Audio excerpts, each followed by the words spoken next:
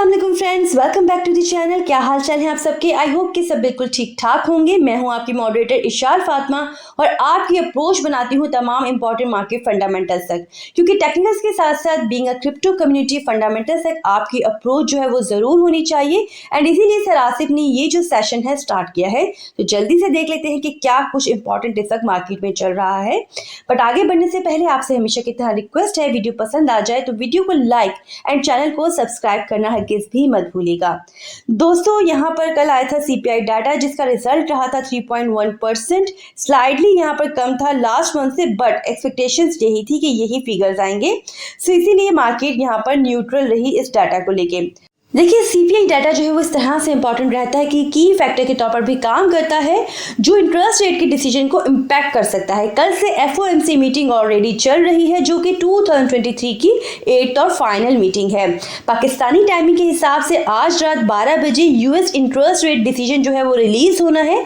फिलहाल यही एक्सपेक्टेशंस है कि इंटरेस्ट रेट में यहाँ पर इंक्रीज नहीं होने जा रहा, बट अगर मामला उसके बरक्स आता है, यानी यहाँ पर इंटरेस्ट रेट को बढ़ा दिया जाता है, तो मार्केट उसी के अकॉर्डिंग नेगेटिव बिहेव कर सकती है। और यहाँ पर रिलीज के आधे घंटे के बाद 12:30 बजे रात को जेरेम पॉल की प्रेस कॉन्फ्रेंस भी होगी।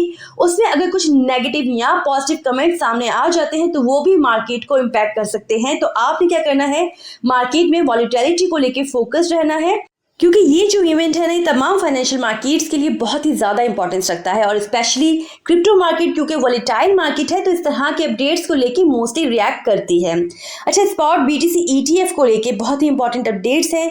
अच्छा, ऐसा है कि एसईसी के साथ ब्लैक रॉक, फाइडेलिटी, फ्रैंकलिन और ग्रे स्केल ने मीटअप्स किए हैं last week, but BlackRock ने अगेन 12 दिसंबर को यानी थर्ड टाइम एसईसी के साथ मीटिंग की है।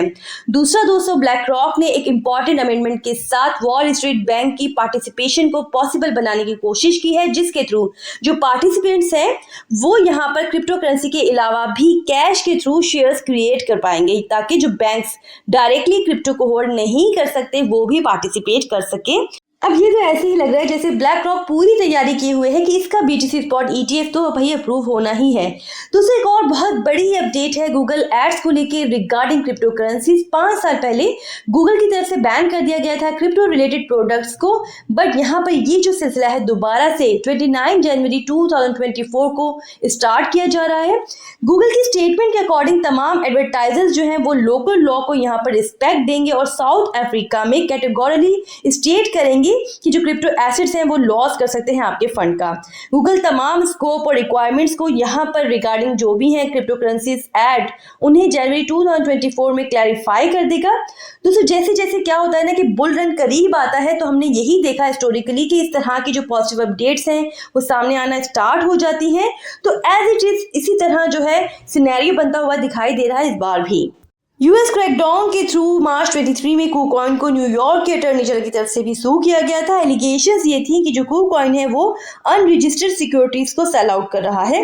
तो यहाँ पर KuCoin और न्यूयॉर्क के दरमियान एक सेटलमेंट डील हो गई है $22 मिलियन में, जिसमें से $5.3 मिलियन जो है वो स्टेट को दिए जाएंगे और बाकी $16.7 मिलियन जो है वो इन्वेस्टर्स को दिए जाएंगे न्यूयॉर्क के। और साथ ही एक्सचेंज की जो एक्सेस है वो तमाम न्यूयॉर्क यूजर्स को बंद कर दी जाएगी।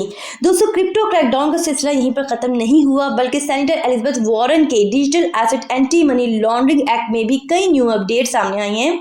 ऑलरेडी इस बिल पर एलिजाबेथ साहिबा तो काम कर ही रही थी, बट इंपॉर्टेंट अब ये है कि सेनेटर एलिजाबेथ के इस बिल में इन्हें मजीद 5 फेलो सेनेटर की सपोर्ट मिल गई है। अब यहाँ पर कुछ की एजम्पशन ये भी है कि कल मार्केट में जो करेक्शन देखने को मिली वो एलिजाबेथ वारन के बिल की वजह से मिली, बट ज़रूरी नहीं कि ये पॉसिबल हो, क्योंकि अगर हम एलिजाबेथ वारन की हिस्ट्री देखें बिल्स की, तो उन्होंने हिस्टोरिकली 330 बिल इंट्रोड्यूस किए, जिसमें से सिर्फ एक जो है वो एज ए लॉ सामने आया। और दोस्तों, यहाँ पर जो इनकी हिस्ट्री है उसे लेके काइंड ऑफ फनी वे में लिया जा रहा है क्रिप्टो कम्युनिटी में। साथ ही साथ क्रिप्टो कम्युनिटी ने इस बिल पर अच्छी खासी तनकीद भी की है सोशल मीडिया पर। इसे एक तरह से डायरेक्ट अटैक कहा है टेक्नोलॉजिकल प्रोसेस पर और पर्सनल प्राइवेसी पर, और ये कहा जा रहा है कि ये एक तरह से एंटी क्रिप्टो एजेंडा हो गया। लेकिन इनके इस बिल को यूएस के प्रेसिडेंशियल उम्मीदवार विवेक रामास्वामी ने आड़े हाथों लिया और कहा कि भाई एलिजाबेथ का ये जो बिल है इसलिए सामने आया कि एलिजाबेथ वारन जो है वो खुद को सुपीरियर समझती है एक इंडिविजुअल से, और मसला ये नहीं कि वो नहीं जानती कि बिटकॉइन क्या ऑफर करता है, बल्कि असल मसला ये है कि उन्होंने ऐसा करना था, सो उन्होंने ऐसा किया।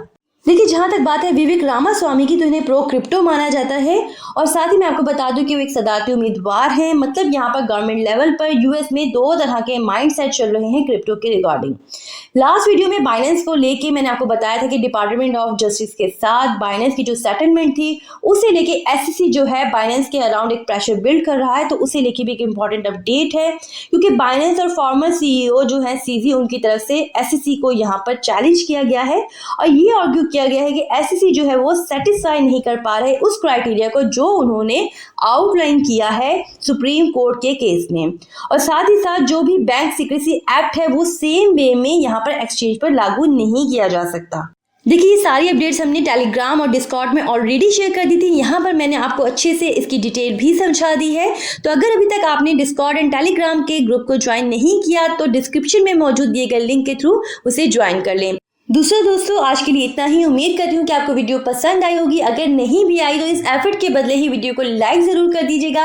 अपना फीडबैक कमेंट्स के थ्रू जरूर हम तक पहुंचाइएगा और हमारे चैनल पर नए हैं, चैनल को सब्सक्राइब कर लीजिएगा, बेल आइकन को प्रेस कर लीजिएगा ताकि हमारे चैनल से रिलेटेड कोई भी अपडेट आपसे मिस ना हो पाए। अपना बहुत ख्याल रखिएगा। Take care. अल्लाह हाफिज।